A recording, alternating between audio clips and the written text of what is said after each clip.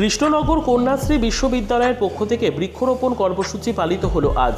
প্রথম পর্যায়ে বিশ্ববিদ্যালয়ের শিক্ষা বিজ্ঞান বিভাগের ছাত্রীদের নিয়ে এই কর্মসূচির শুভ সূচনা করলেন বিশ্ববিদ্যালয়ের academic coordinator doctor Aniruddha Saha.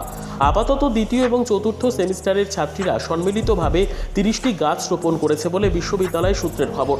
আগামী 2 বছর ধরে বিশ্ববিদ্যালয়ের ছাত্রীরা এই গাছের পরিচর্যা করবে। যখন এই বিশ্ববিদ্যালয় থেকে তারা পাশ করে বেরিয়ে যাবে তখন নতুন আগত ছাত্রীরা সেই গাছটি দত্তক নেবে বলে জানিয়েছে বিশ্ববিদ্যালয় কর্তৃপক্ষ।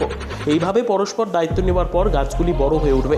আপাতত সমস্ত ইনডোর গাছ লাগানো হয়েছে, কারণ এই প্রতিষ্ঠানটি কলেজিয়েট স্কুলে। এরপরই স্কুল কর্তৃপক্ষের অনুমতি নিয়ে বৃক্ষরোপণ করা হবে বিদ্যালয়ের বাইরেও।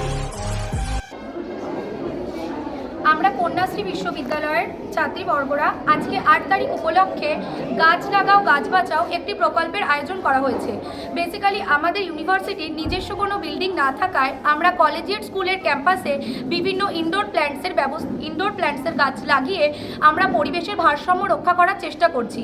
বর্তমান সমাজে গাছ একটি অমূল্য সম্পদ, কিন্তু বর্তমান সমাজের মানুষ গাছকে অতিরিক্ত পরিমাণে অর্থাৎ বেশি বৃক্ষছেদন করে ফেলছে।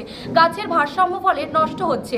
এর জন্য আমাদের ইউনিভার্সিটির পক্ষ থেকে আমাদের ছাত্রীবর্গরা আমরা সকলে মিলে বৃক্ষরোপণ করার ব্যবস্থা করেছি।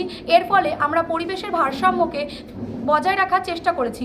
এর ফলে যেমন বিভিন্ন রকমের বৃক্ষছেদন করার ফলে যেরকম হাঁপানি, অ্যাজমা, বিভিন্ন রকমের রোগ সৃষ্টি হচ্ছে, এই ইনডোর প্ল্যান্টসগুলো লাগানোর মাধ্যমে আমরা বিভিন্ন রকমের রোগগুলোকে দূর করার চেষ্টা করব। এছাড়াও বৃক্ষ রোপণ করার মাধ্যমেও আমরা পরিবেশের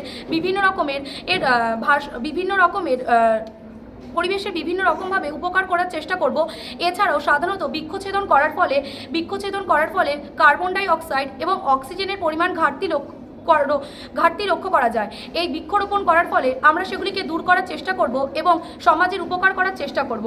তাই এই উদ্যোগে আমাদের কন্যাশ্রী বিশ্ববিদ্যালয়ের ছাত্রীবর্গ মিলে আজকের এই অনুষ্ঠানটি বা এই প্রকল্পটি গাছ লাগাও গাছ বাঁচাও এই প্রকল্পটির আয়োজন করা হয়েছে।